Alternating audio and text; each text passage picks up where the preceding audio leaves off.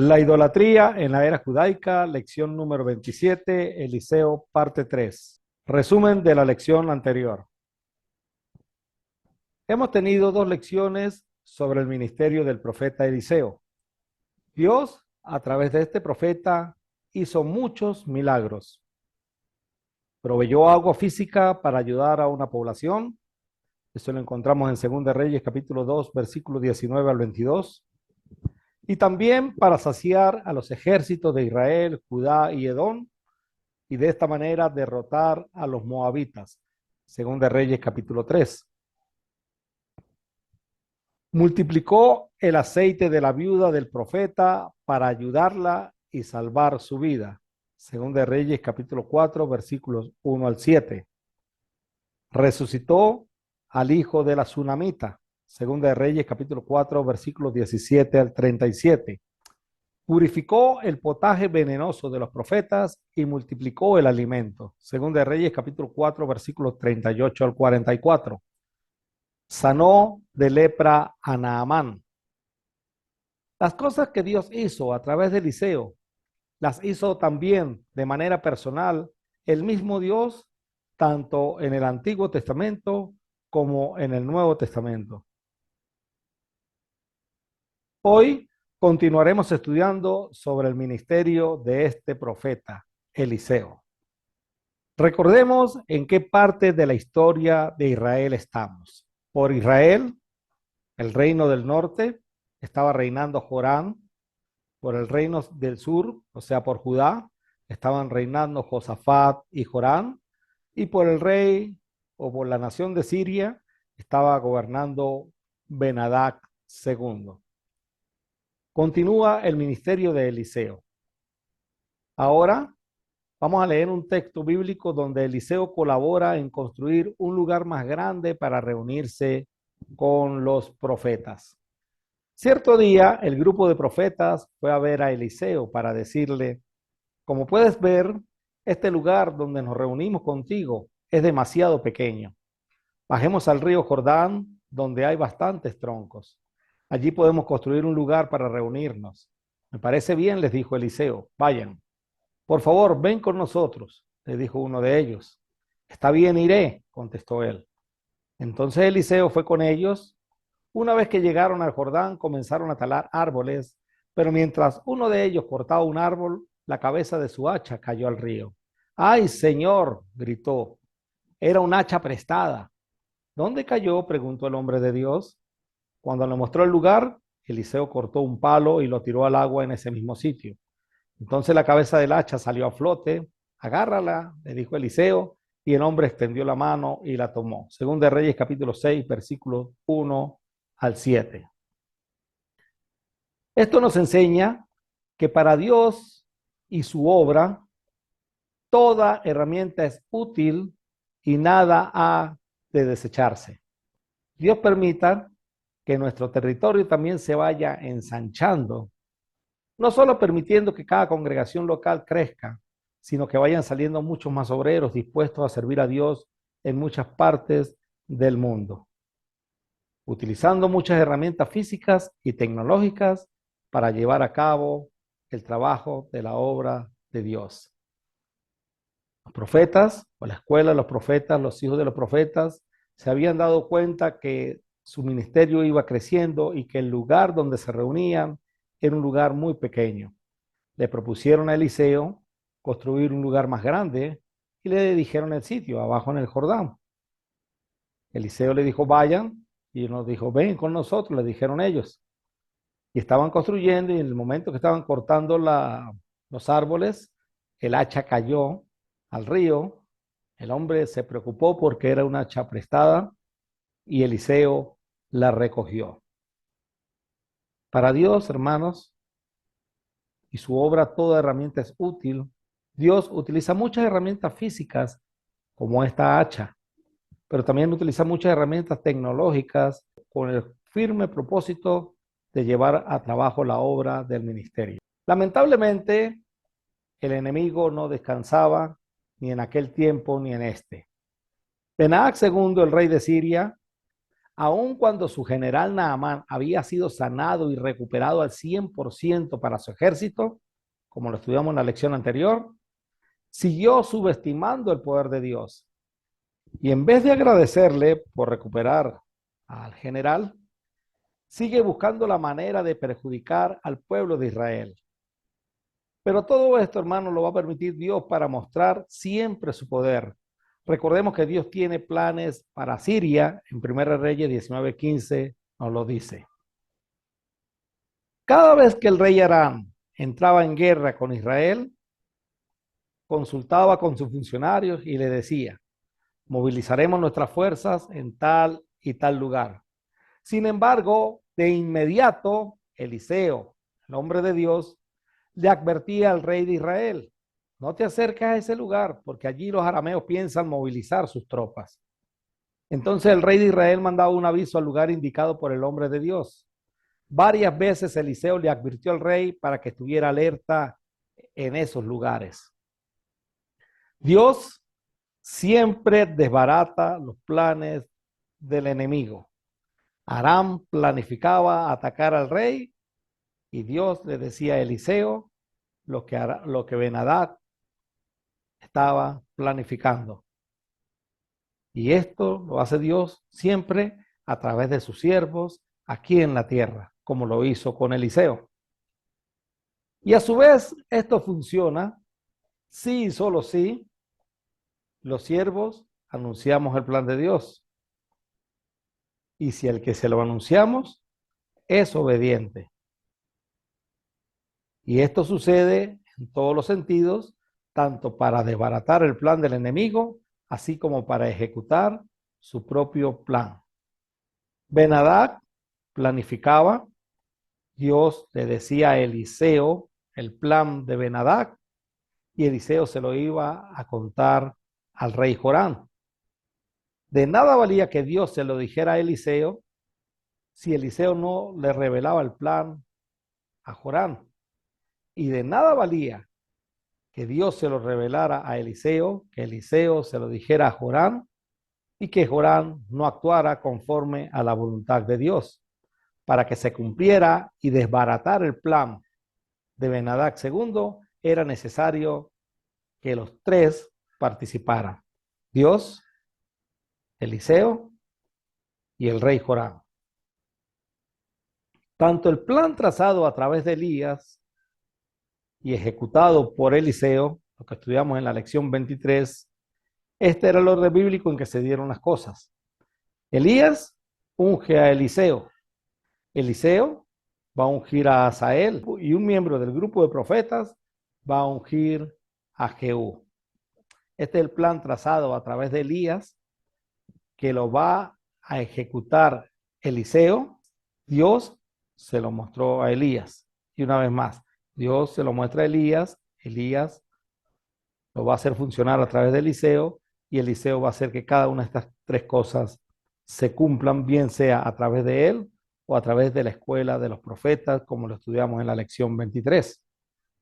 Pero otra vez, el plan de Dios siempre va a funcionar si los siervos al cual Él le anuncia el plan, también lo anunciamos, y si al que se lo anunciamos es obediente.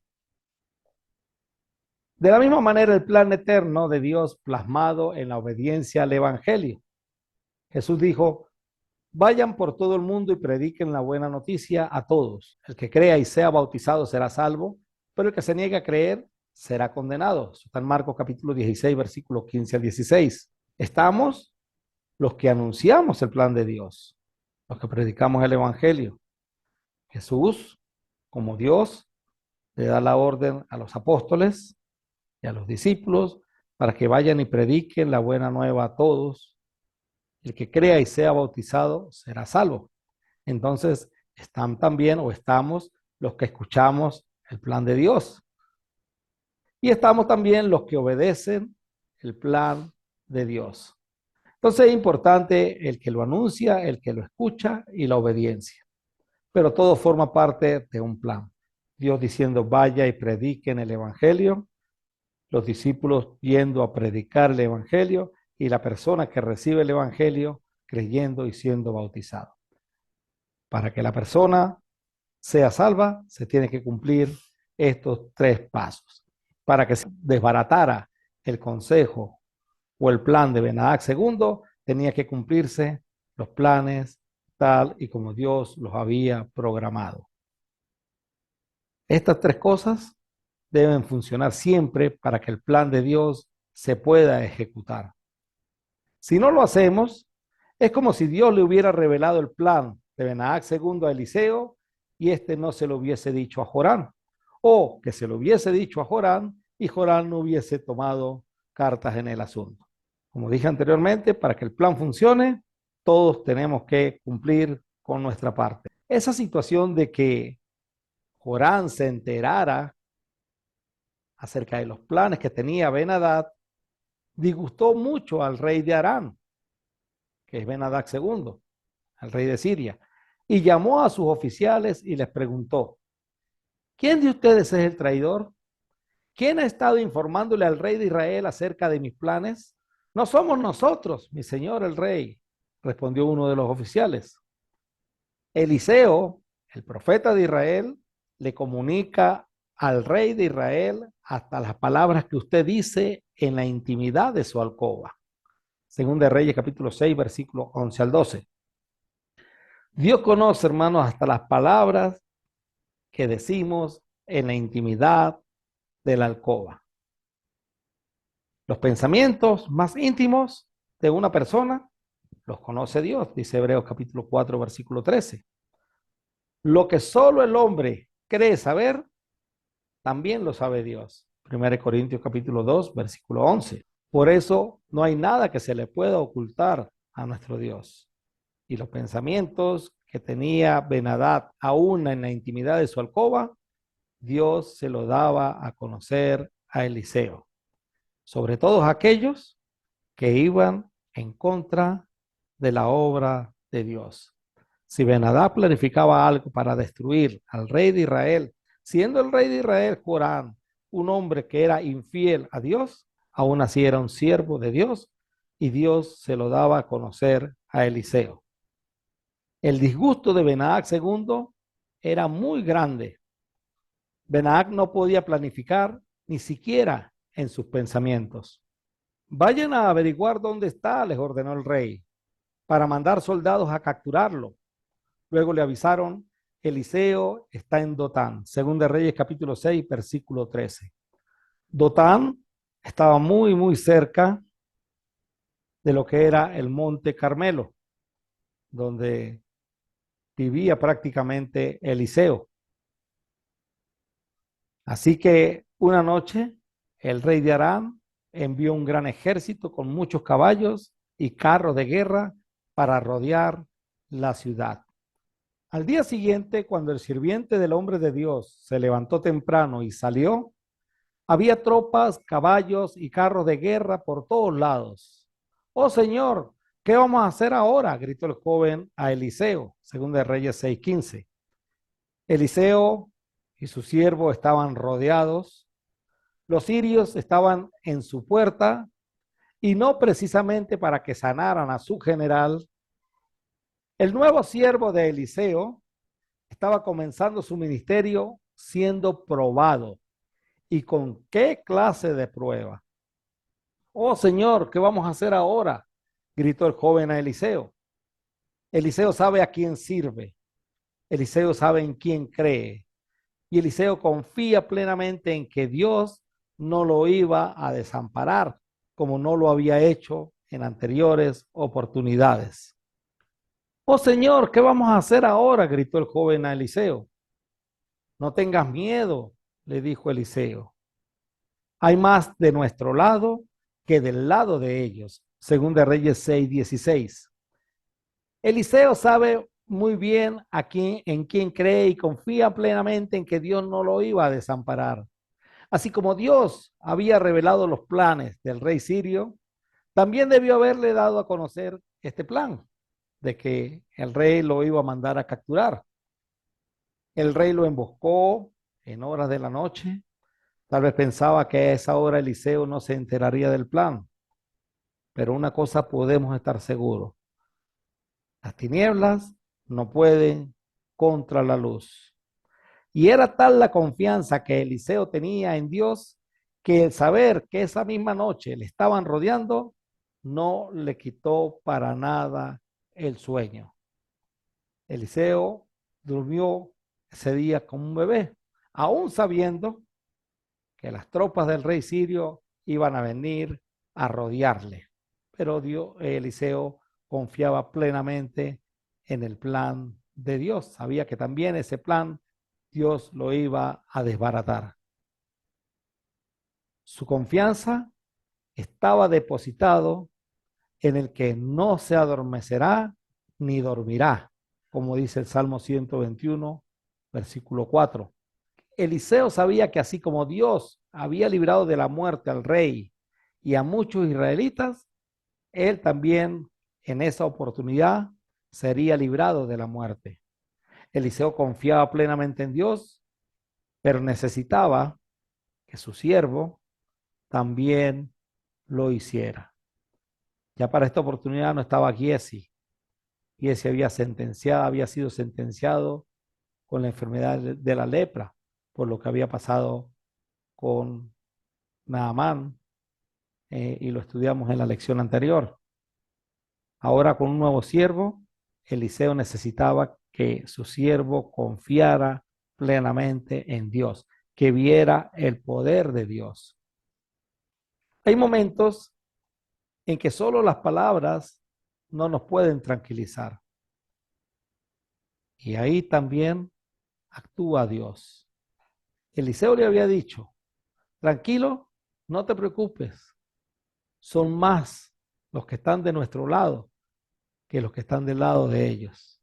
Son palabras de consuelo, palabras de tranquilidad, pero muy probablemente el siervo, al verse rodeado de un ejército tan grande, no se iba a tranquilizar simplemente con las palabras. Y entonces ahí va a actuar Dios. Eliseo oró, oh Señor, abre los ojos de este joven para que vea. Así que el Señor abrió los ojos del joven y cuando levantó la vista vio que la montaña alrededor de Eliseo estaba llena de caballos y carros de fuego. Y este texto es digno de revisarlo y de admirarlo. Primero la oración de Eliseo para que abriera los ojos de su nuevo siervo. Abre los ojos de este joven para que vea. Así que el Señor abrió los ojos del joven y cuando levantó la vista, vio nada más y nada menos que la montaña alrededor de Eliseo estaba llena de caballos y carros de fuego, que probablemente estaban por detrás del ejército del rey de Siria. Muchísimos más. Y esto le trajo una gran tranquilidad al siervo de Eliseo. Cuán hermoso en verdad es el mundo espiritual donde nosotros nos movemos, hermanos. Aunque nosotros no los veamos, hay un mundo espiritual que está alrededor de nosotros, cuidándonos, protegiéndonos. Había un ejército de seres espirituales invisibles, hechos visibles a los ojos del siervo, para reconfortarle y mostrarle que no estaban solos y que de ser necesario, ese ejército espiritual les ayudaría en la prueba. Y esa es la misma tranquilidad que Dios nos da a cada uno de nosotros. Dios nos dice, no estamos solos. Dios, en la persona de Jesús, dijo que iba a estar con nosotros todos los días hasta el fin del mundo. Dios, en la persona del Espíritu Santo, vive en cada uno de nosotros. Y también hay una serie de seres espirituales invisibles dispuestos a servirnos. Hebreos 1:14. Es una realidad espiritual. Puede leer Salmo 34:7 y el Salmo 125, versículo 2. Eliseo sabía de esta realidad espiritual. Eliseo ya había visto a este ejército cuando se llevó a Elías en sus carros de fuego. Segunda Reyes 2, 11 al 12. Y también tenemos otras historias descritas en la Biblia donde vemos que Dios actúa en favor de su pueblo. Por ejemplo, Moisés le dijo a los israelitas, pues el Señor su Dios va con ustedes. Él peleará por ustedes contra sus enemigos y les dará la victoria. Deuteronomio 24. Ezequías animó al pueblo con palabras similares. El rey podrá tener un gran ejército, pero no son más que hombres. Con nosotros está el Señor nuestro Dios para ayudarnos y para pelear nuestras batallas por nosotros. Las palabras de Ezequías alentaron en gran manera a la gente. Las batallas de ellos, hermanos, eran físicas, mientras que las nuestras son espirituales. Pero el mismo Dios está con nosotros para pelear nuestras batallas. El apóstol Pablo escribió, si Dios está a favor de nosotros, ¿quién podrá ponerse en nuestra contra? Romanos 8:31. Y el que se ponga y se oponga a la obra de Dios, también saldrá perdiendo, porque Dios está con nosotros. Y no es que esté minimizando el poder de la fuerza del mal. El apóstol Pablo en Efesios capítulo 6, versículo 12 dice, porque no estamos luchando contra poderes humanos, sino contra malignas fuerzas espirituales del cielo. Pero debería grabarse en nuestros corazones que hay más de nuestro lado que del lado de ellos, como le dijo Eliseo a su siervo, según de Reyes capítulo 6, versículo 16 al B. Y no son simples palabras de consolación, pues el siervo los vio. Jesús en una oportunidad, cuando el apóstol Pedro intentó defenderle, manifestó, ¿no te das cuenta de que yo podría pedirle a mi Padre que enviara miles de ángeles para que nos protejan y Él los enviaría de inmediato? Mateo 26:53. La Reina Valera menciona más de 12 legiones de ángeles. Cada legión romana estaba compuesta de 6,000 soldados, por lo que Jesús está hablando de que puede pedir más de 72,000 ángeles para que los protejan y que el Padre los enviaría de inmediato. Juan, cuando escribió el libro de Apocalipsis, escuchó algo que debió haberlo asombrado. Oí que su ejército estaba formado por 200 millones de tropas a caballo, hablando del ejército de Dios. Aunque estas cifras, hermanos, no deben tomarse literalmente, sí proyectan una imagen del inestimable ejército del cielo.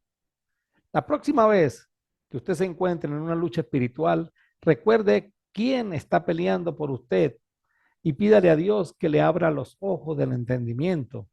Y aunque ciertamente el mal nos está rodeando, sepamos y confiemos que más son los que están de nuestra parte. Eliseo había tenido la bendición de ver dicho ejército, según de Reyes 2:11-12, y pidió para que ahora fuese el siervo quien tuviera esa bendición. Eliseo era un hombre de paz, ahora haría otra petición al Señor. Cuando el ejército arameo avanzó hacia él, Eliseo rogó, oh Señor, haz que ellos queden ciegos. Entonces el Señor los hirió con ceguera, tal como Eliseo había pedido, según de Reyes 6:18. Eliseo no pidió para que este ejército de ángeles destruyera al ejército sirio. La petición de Eliseo iba de la mano con la voluntad divina, pues como ya lo he dicho, Dios tenía ya planificado algo con este ejército sirio y por consiguiente con esta nación. Y eso se daría un poco más adelante, como lo vamos a estudiar. ¿Qué tipo de ceguera estaba pidiendo Eliseo para esta gente? Mucho se ha dicho sobre el asunto, pues si hubiese sido una ceguera física, el ejército sirio se habría desesperado y no hubiese ocurrido lo que venía después. Ellos acompañaron a Eliseo hasta la ciudad de Samaria. Pudo haber sido una ceguera mental, donde los sirios en ese momento habrían perdido toda noción de lo que estaba ocurriendo. Se oscurecieron sus mentes. O pudo haber sido una ceguera de confusión, de equivocación, de convencimiento de no saber con certeza ni siquiera el lugar donde ellos estaban. También existe la ceguera espiritual. Puede leer esos textos bíblicos. Esta ceguera es producida mayormente por el diablo. La Biblia dice, Satanás, quien es el Dios de este mundo, ha cegado la mente de los que no creen. Son incapaces de ver la gloriosa luz de la buena noticia, no entienden este mensaje acerca de la gloria de Cristo, quien es la imagen exacta de Dios. pero Dios también la produce cuando no se quiere tener amor por la verdad para ser salvo. Por esto Dios les envía un poder engañoso para que crean la mentira, a fin de que sean condenados todos los que no creyeron a la verdad, sino que se complacieron en la injusticia. Según de Tesalonicenses capítulo 2, versículo 11 al 12. Sea cual sea el tipo de ceguera que haya pedido Eliseo, esta le fue concedida. Luego Eliseo salió y les dijo: ustedes vinieron por el camino equivocado. Esta no es la ciudad correcta. Síganme y los llevaré a donde está el hombre que buscan. Y los guió a la ciudad de Samaria. Apenas entraron en Samaria, Eliseo pidió en oración: oh Señor, ahora ábrele los ojos para que vean. Entonces el Señor les abrió los ojos y se dieron cuenta de que estaban en el centro de la ciudad de Samaria. Según de Reyes 6, 19 al 20. El ejército sirio, enceguecido, siguió a Eliseo, quien lo llevó nada más y nada menos que a la ciudad capital del reino del norte. Lo llevó a la misma boca del lobo. Luego el Señor les quitó el tipo de ceguera y ellos abrieron sus ojos, dándose cuenta que estaban en el corazón de la tierra enemiga. Estaban rodeados. Cuando el rey de Israel los vio, gritó a Eliseo: los mato, padre mío, los mato. Nunca antes se había presentado una oportunidad tan clara y tan fácil para acabar con el ejército enemigo. Lo que debemos resaltar es el respeto y la sujeción que tenía Jorán, el rey de Israel, por Eliseo. Como rey, simplemente hubiese dado la orden de matarlos. Él era la máxima autoridad, pero sabía muy bien quién era Eliseo y lo que éste representaba. Anteriormente, Eliseo había curado a Naamán de lepra, una enfermedad incurable, y ahora, sabiendo que los sirios lo buscaban para matarle, no lo hizo, sino que lo trajo ante su presencia. Joram veía en Eliseo la forma de actuar de Dios. Claro que no, contestó Eliseo. ¿Acaso matamos a los prisioneros de guerra? A los prisioneros de guerra no se les ejecutan. A los prisioneros de guerra se les mantiene con vida con muchos propósitos, entre ellos canjearlos por soldados. Pero se les mantiene con vida en jaulas, cárceles, sin ningún tipo de comodidad y muchas veces muy mal alimentados. ¿Qué merecía el ejército sirio? ¿Qué merecía un ejército que saqueaba las ciudades israelitas y se llevaba cautivo a las muchachas jóvenes, como el caso de la sierva de Naamán? ¿Qué merecía un enemigo que lo que deseaba era la extinción de los israelitas y que no lo había logrado porque sus planes eran desbaratados por Dios? Aunque el enemigo merecía mínimo el encarcelamiento, el plan de Dios trazado para Siria era otro y no iba a permitir que un arrebato de rabia de Joram lo entorpeciera. En lugar de darle lo que merecía, Dios quería que este ejército regresara, por lo tanto les dio lo que ellos necesitaban. Dales de comer y de beber y mándalos de regreso a su casa con su amo. Según de Reyes 6:22. ¿Entendía Joram los planes de Dios? Probablemente no. ¿Qué hizo el rey? Entonces el rey hizo un gran banquete para ellos y luego los mandó de regreso a su amo. Después de este incidente, los saqueadores arameos se mantuvieron lejos de la tierra de Israel. Fíjense que aunque el rey no entendía los planes, lo que el rey quería era matarlos, aprovechando la oportunidad, se sujetó a la voluntad de Dios expresada en el profeta Eliseo. Aliméntalos y mándalos de regreso a su casa, a donde su amo. En vez de matarlos, les hizo un gran banquete y luego lo mandó de regreso a su amo. Después de este incidente, pues los sirios, tal vez momentáneamente agradecidos con el rey, Joram, se mantuvieron lejos de la tierra de Israel. ¿Cómo sería la reacción de Benadad II, el rey de Siria, cuando le contaron lo que había sucedido? Cuando vio regresar al ejército, pero sin el mandado hecho, cuando se enteró de que había mandado a eliminar a Eliseo, y resultó que más bien no fue Eliseo el que los eliminó a ellos. Nos dice la escritura que por un tiempo, pero solo por un tiempo, los saqueadores arameos se mantuvieron lejos de la tierra de Israel. Pero esa paz no sería para siempre. Y Dios, quien conoce los corazones, lo sabía y lo había profetizado. Ben-Hadad II vuelve a sitiar a Samaria. Sin embargo, tiempo después, el rey de Aram reunió a todo su ejército y sitió a Samaria. Ben-Hadad II, aunque dio una tregua de paz, seguía con la idea de conquistar a los israelitas. Durante ese tiempo advirtió que nada de lo que había hecho funcionaba, que no valía planificar en los secretos si Eliseo lo hacía público, por lo que determinó hacerlo de frente y sitiar a Samaria, la capital del reino de Israel. Si no puedo planificar, voy a ir al sitio y los voy a sitiar, fue el pensamiento de Ben-Hadad. Es muy probable que Joram pensara que el ejército sirio fuese más numeroso que el ejército de Israel, aunque lo ocurrido anteriormente decía lo contrario, por lo que determinó no salir de la ciudad a luchar, sino que prefirió encerrarse en la misma. Recordemos que fue el siervo de Eliseo el que vio que el ejército espiritual era mucho más grande que el ejército sirio.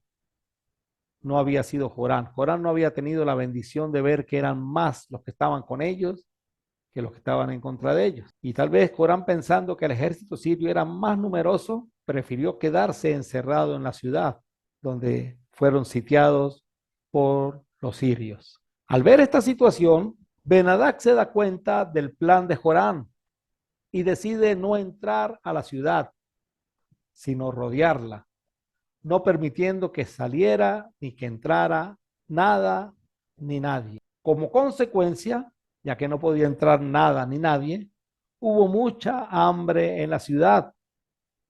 Estuvo sitiada por tanto tiempo que la cabeza de un burro se vendía por casi 80 piezas de plata y 200 mililitros de estiércol de paloma se vendían por 5 piezas de plata. Esto fue terrible, lo que sucedió en Israel, en Samaria. Sitiado por los sirios, hubo mucha hambre en la ciudad, al punto que la cabeza de un burro tenía ese valor. Se desató una tremenda crisis económica. Como no entraron alimentos, lo poco que quedaba se comenzó a vender a grandes precios. Solo los pudientes, los ricos, podían adquirir alimentos hasta que estos se acabaron. Pero como el sitio fue durante tanto tiempo, los alimentos se acabaron.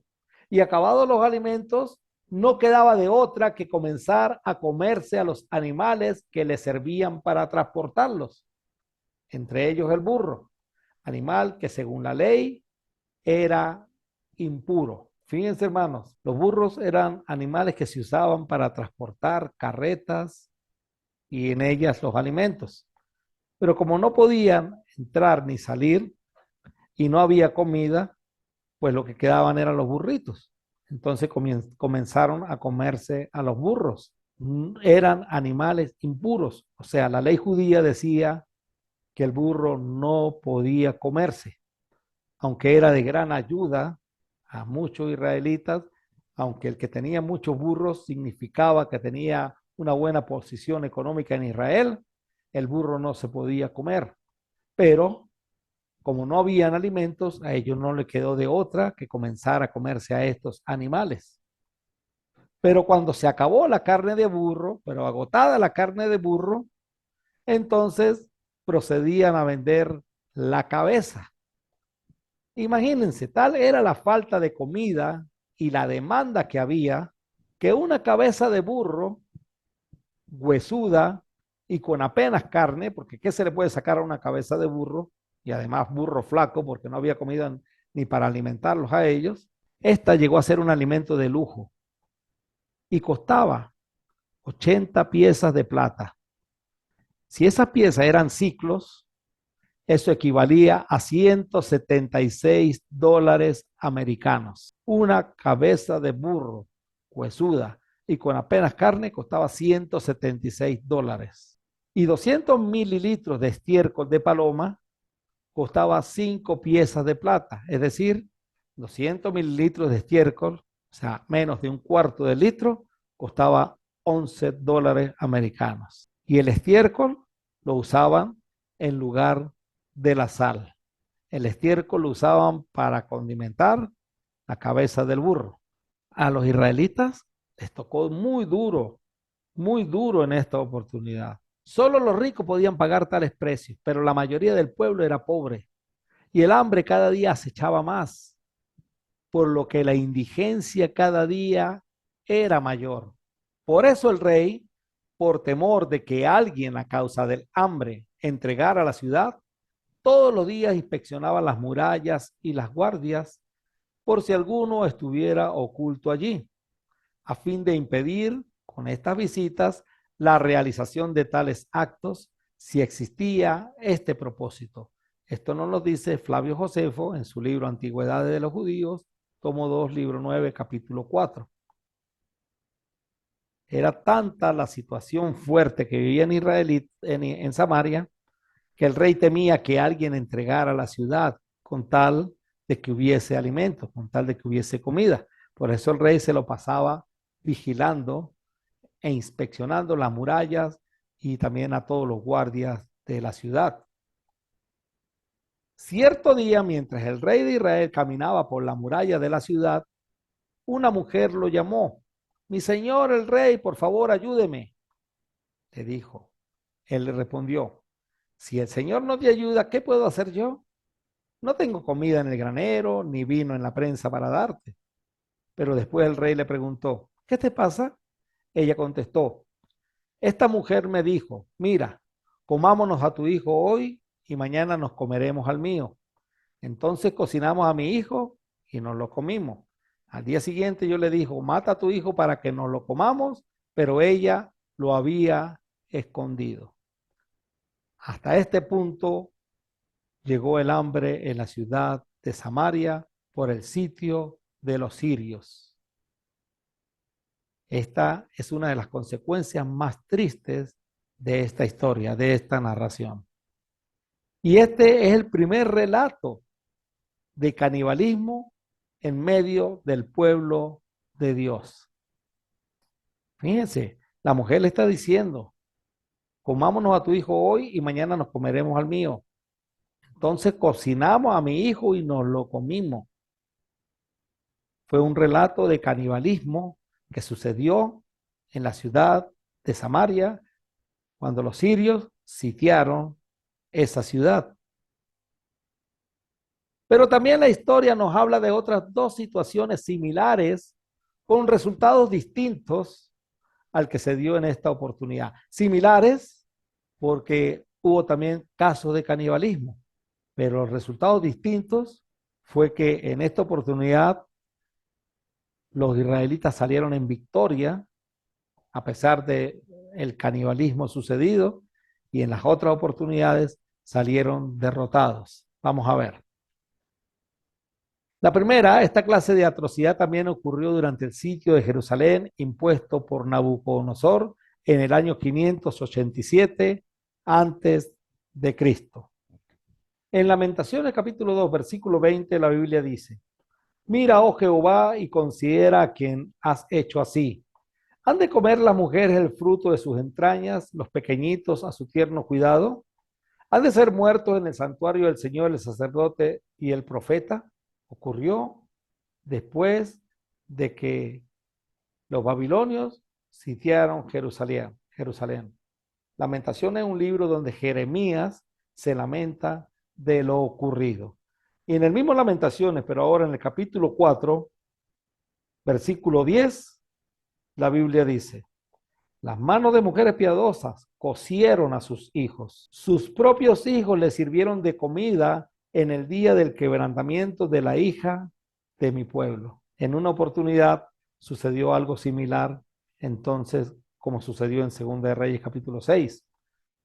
También el profeta Ezequiel profetizó que esto volvería a suceder.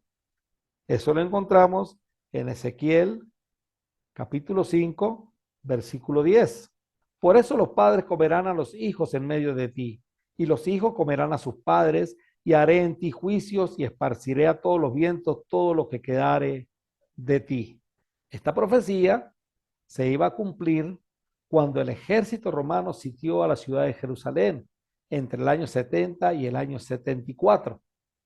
Según palabras del Señor Jesús, en esa oportunidad dijo, pues habrá más angustia que en cualquier otro momento desde el principio del mundo y jamás habrá una angustia tan grande.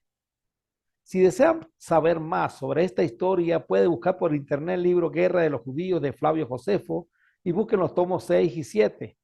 Y en el tomo 7, capítulo 8, encontrará cómo por motivos del hambre se repite una situación similar a la narrada en 2 Reyes, capítulo 6, versículos 26 al 29. Volvamos nuevamente a la historia que estamos cubriendo de 2 Reyes, capítulo 6, donde los sirios sitiaron a los samaritanos. Por esa razón hubo este primer caso de canibalismo. Cuando el rey oyó esto, rasgó sus vestiduras en señal de desesperación. Y como seguía caminando por la muralla, la gente pudo ver que debajo del manto real tenía tela áspera puesta directamente sobre la piel. Entonces el rey juró, que Dios me castigue y aún me mate si hoy mismo no separo la cabeza de Eliseo de sus hombros. Según de Reyes 6:30 al 31. De la manera que estaba vestido el rey daba a entender que había luto, que el rey no encontraba salida por ningún sitio, que no estaba viendo esperanza, que tarde o temprano iba a tener que entregar a la ciudad. Pero al ver al rey lo que está sucediendo con este par de mujeres, juró que Dios me castigue y aún me mate si hoy mismo no separo la cabeza de Eliseo de sus hombros. Joram, el rey de Israel, le está echando la culpa de lo que está pasando a Eliseo. Exclamaciones del rey Joram. Si el Señor no te ayuda, ¿qué puedo hacer yo? Según de Reyes 6:27. Que Dios me castigue y aún me mate si hoy mismo no separo la cabeza de Eliseo de sus hombros. Según de Reyes 6:31. Orán, el rey de Israel, estaba culpando a Dios de la situación en que estaban. Pero realmente, ¿cuál fue la causa de tan horrorosa situación? El sitio, el hambre y las terribles consecuencias fueron resultado del pecado que incluye la idolatría. El pueblo no guardó su pacto con Dios. Moisés había advertido que si los israelitas no guardaban su pacto, sus enemigos los sitiarían en todas sus ciudades. Dice Deuteronomio 28, 52 al 53, atacarán tus ciudades hasta derribar todas las murallas fortificadas de tu territorio, esos muros en los que confiabas para protegerte. Atacarán todas las ciudades de la tierra que el Señor tu Dios te ha dado. El estado de sitio y la terrible aflicción del ataque enemigo será tan insoportable que terminarás comiéndote la carne de tus propios hijos e hijas, aquellos que el Señor tu Dios te dio. La culpa no era de Dios ni del profeta Eliseo. La culpa era del mismo pueblo. La culpa era del rey, quien era el cabeza de ese pueblo, el líder de ese pueblo. Ellos habían desobedecido a Dios. De hecho, en el libro de Levítico encontramos, sin embargo, si no me escuchan ni obedecen todos estos mandatos y si rompen mi pacto al rechazar mis decretos, al tratar mis ordenanzas con desprecio y al rehusar obedecer mis mandatos, yo los castigaré. Y a partir de ahí el Señor les habla de 5 castigos que se irán profundizando cada vez más debido a su desobediencia. Y el quinto castigo fue el que leímos. Si a pesar de todo esto todavía rehúsan escuchar y aún permanecen hostiles hacia mí, entonces yo descargaré toda mi hostilidad. Yo mismo los castigaré 7 veces por sus pecados. Entonces comerán la carne de sus propios hijos e hijas. Estaban alertados. Y adelantándome en nuestro estudio, el quinto castigo se cumplió para el reino del norte en el texto que estamos estudiando de 2 Reyes 6. Y para el reino del sur, Judá, en el momento en que Nabucodonosor sitió Jerusalén, los textos que estudiamos anteriormente, y no aprendiendo de lo sucedido y desestimando la verdad de Dios, se vuelve a cumplir en el año 70 cuando fueron sitiados por los romanos. Hermanos, la historia es cíclica y las promesas, así como el castigo de Dios, se cumplen el número de veces que sea necesario. Hay que creerle a Dios. Sus promesas tarde o temprano se cumplen, pero también sus castigos. Prosigamos con nuestro estudio. La culpa era del pueblo y en consecuencia del rey mismo. ¿Qué hizo el rey? ¿Acaso decidió diciendo, debemos eliminar los ídolos de Dan y de Betel? ¿Acaso decidió acabar con el baalismo de una vez por todas y adorar solamente a Jehová? ¿Acaso reconoció que la culpa era de ellos y de esa idolatría que estaban viviendo, el haberse apartado de Dios? ¿Acaso se arrepintieron para regresar nuevamente a Dios? ¿O prefirió seguir con su plan? ¿Acaso llamó al pueblo al arrepentimiento y a la oración? No obstante, en lugar de responder así, Corán se enojó con el profeta jurando que Dios me castigue y aún me mate si hoy mismo no separo la cabeza de Eliseo de sus hombros. Recuerden que Joram era hijo de Jezabel. Y recuerden que Jezabel actuó de manera similar con Elías.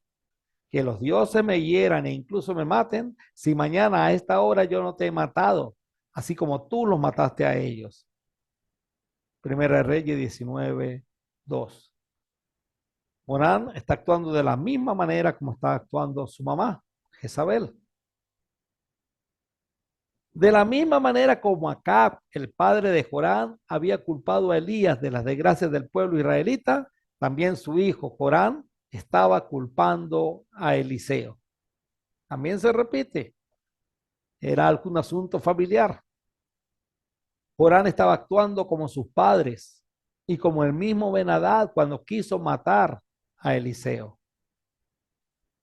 Eliseo estaba sentado en su casa con los ancianos de Israel cuando el rey mandó a un mensajero a llamarlo. Pero antes de que llegara el mensajero, Eliseo dijo a los ancianos, un asesino ya mandó a un hombre a cortarme la cabeza. Cuando llegue, cierren la puerta y déjenlo afuera. Pronto oiremos los pasos de su amo detrás de él. Según de Reyes 6:32. Josefo, el escritor de Antigüedad de los Judíos, escribió, luego se volvió violentamente contra Eliseo queriendo matarlo, por no haber rogado a Dios que pusiera remedio a los muchos males que lo afligían. Inmediatamente envió a un hombre para que le cortara la cabeza. Este se dirigió a matar al profeta, pero no se le ocultó a Eliseo la ira del rey, sino que estando en la casa sentado con sus discípulos, le indicó que Jorán, hijo de una homicida, había enviado a alguien para que le cortara la cabeza. En cuanto a vosotros, dijo, cuando venga el emisario, vigilad que no entre, cerrad la puerta y retenedlo, pues en su seguimiento vendrá el rey habiendo cambiado de opinión. Antigüedad de los Judíos, tomo 2, libro 9, capítulo 4. Cuando vino el enviado por el rey para matar a Eliseo, cumplieron lo ordenado. Orán, arrepentido de su indignación contra el profeta y temeroso de que ya lo hubiera muerto, el que enviara con este fin, se apresuró a seguirlo para tratar de salvar al profeta. Una vez en su presencia, empezó a lamentarse de que no pidiera a Dios que pusiera remedio a los males presentes, pues lo tenía olvidados, oprimidos con tantos males. Antigüedad de los Judíos, tomo 2, libro 9, capítulo 4. Mientras Eliseo decía esto, el mensajero llegó y el rey dijo, todo este sufrimiento viene del Señor. ¿Por qué seguiré esperando al Señor? El rey llegó a tiempo. El homicida no pudo cumplir su objetivo. El rey reconoce que lo que está ocurriendo viene como castigo de Dios. Personalmente pienso que este cambio de actitud del rey fue lo que hizo que el resultado final de esta situación fuese distinta a las de otras situaciones similares ya comentadas, como el sitio de los babilonios o el sitio de los romanos a cada una de las capitales, a Jerusalén en este caso. ¿Por qué seguir esperando al Señor? Se preguntó el rey. Y el Señor le responde, escucha el mensaje del Señor. Esto dice el Señor. Mañana a esta hora, en los mercados de Samaria, 3 kilos de harina selecta costarán apenas una pieza de plata. Y 6 kilos de grano de cebada costarán apenas una pieza de plata. Según de Reyes 7:1. Hermanos, el Señor resuelve cuando hay un cambio de actitud. Rey, escucha el mensaje del Señor. Sé que suena imposible a la lógica humana. Sé que aún los sirios nos tienen sitiados y aún se escuchan los llantos de los bebés por causa del hambre. Pero créale a Dios, creámosle a Dios. Mañana a esta hora en los mercados de Samaria, 3 kilos de harina selecta costarán apenas una pieza de plata y 6 kilos de grano de cebada costarán apenas una pieza de plata. En 24 horas la situación va a cambiar. Estaban sitiados por los sirios. Todavía había mucha hambre en la ciudad. Dentro de 24 horas, con lo que se está pagando por una cabeza de burro, se podrá comprar 240 kilos de harina selecta y 480 kilos de cebada. Dentro de 24 horas podremos alimentar a toda la población y se acabará el hambre. Eso significa que en el transcurso de las próximas horas, el ejército sirio, comandado por Ben-Hadad II, ya no estará a nuestro alrededor. Ellos se van a ir, rey. Créale a Dios que ellos se van a ir, sin necesidad de que nosotros hagamos absolutamente nada. Eso significa que una vez más, el Señor, sin que Israel mueva un brazo, obtendrá una victoria. Esa era la profecía, cortica, en 24 horas. En un día se iba a cumplir esa profecía. ¿Crees en lo que te digo, rey Joram? Según Josefo, con estas noticias Joram y los que estaban con él se alegraron, pues no desconfiaban del profeta por haber experimentado antes la veracidad de sus vaticinios. Con la esperanza de lo que iba a acontecer, se les alivió su indigencia presente. Confiaron en Dios, porque sabía que Dios había actuado por Eliseo en otras oportunidades. Pero uno de los funcionarios que atendían al rey y que según Josefo era el comandante de la tercera parte de las tropas, amigos del rey, que casualmente se encontraba con él, dijo: oh profeta, dices cosas increíbles. Y así como no es posible que Dios derrame desde el cielo catarata de cebada y harina fina, tampoco pueden realizarse las cosas que has dicho. El comandante de la tercera parte de las tropas del rey y amigo del rey fue el único que no creyó a las palabras de Eliseo. La Biblia nos lo dice así. El funcionario que atendía al rey le dijo al hombre de Dios: eso sería imposible, aunque el Señor abriera las ventanas del cielo. Pero Eliseo le respondió: lo verás con tus propios ojos, pero no podrás comer nada de eso. Lo verás, porque verás cómo se cumple la profecía de Dios, pero usted no podrá disfrutar de nada de eso. Así que, como en toda ocasión, hay quienes creen y se regocijan y hay quienes no creen a Dios. Estos últimos verán la gloria de Dios solo por un momento. Ahora trasladémonos a la ciudad de Samaria. Al estar esta sitiada, nadie podía entrar ni salir. Recordemos que el mismo rey se encargaba de vigilar de que nadie saliera por temor de que alguien a causa del hambre entregara la ciudad. Así que, pues parecía que nada anormal podría pasar. ¿Recuerdan cuando en la lección pasada hablamos de los leprosos? Esta era una enfermedad incurable y los que la sufrían tenían que ser apartados. En Samaria habían al menos 4 leprosos, a los que habían sacado de la ciudad y a quienes por su misma condición los sirios no iban a recibir. Eran personas que, si los de adentro tenían hambre, ellos más. Sucedió que había 4 hombres con lepra sentados en la entrada de las puertas de la ciudad.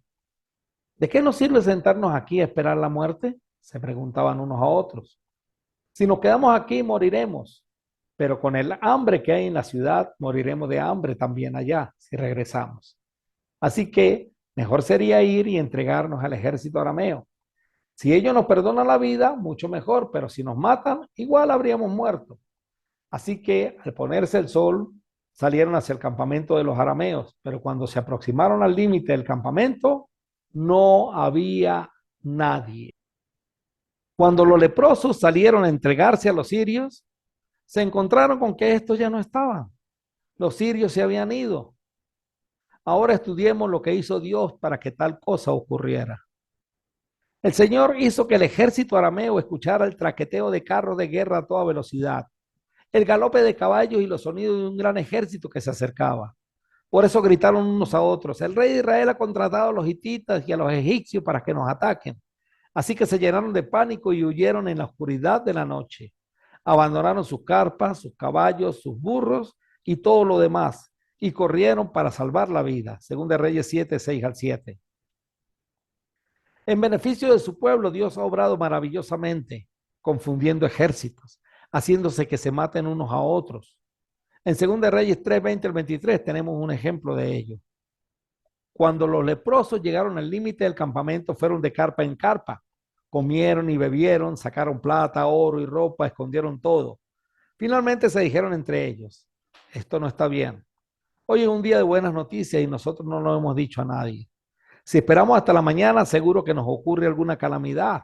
Vamos, regresemos al palacio y contémosle a la gente.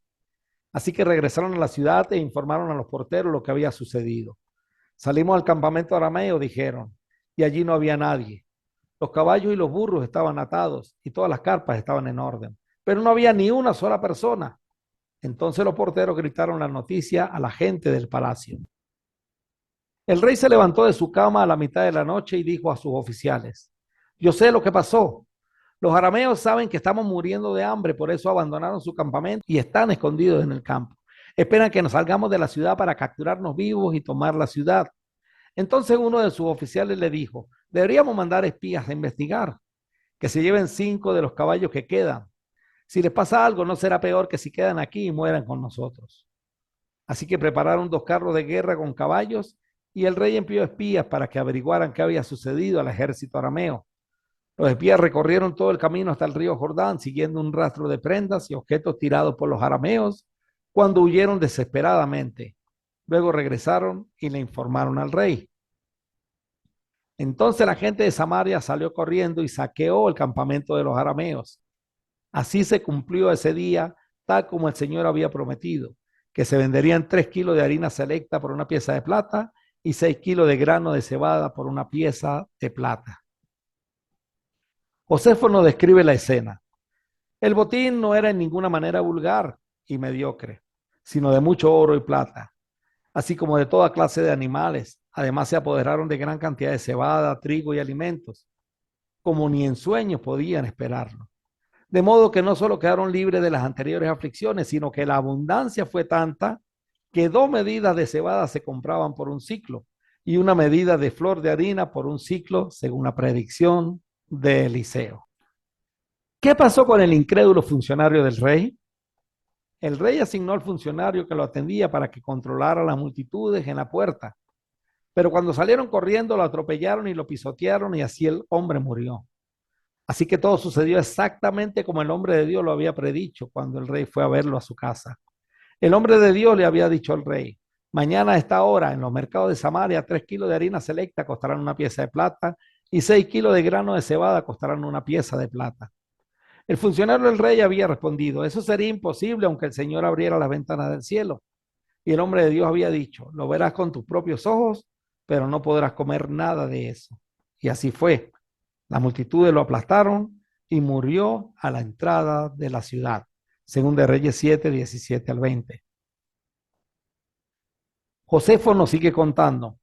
Pero Adac, recuerden que Adac es Ben-Hadad, rey de los sirios, al llegar incólume a Damasco y comprender que Dios a él y a su ejército les había infundido terror y perturbación y que no había intervenido en ello el enemigo, se afligió sobremanera de tener en su contra a Dios y cayó enfermo. Lo que ocurrió después lo vamos a estudiar en la próxima lección.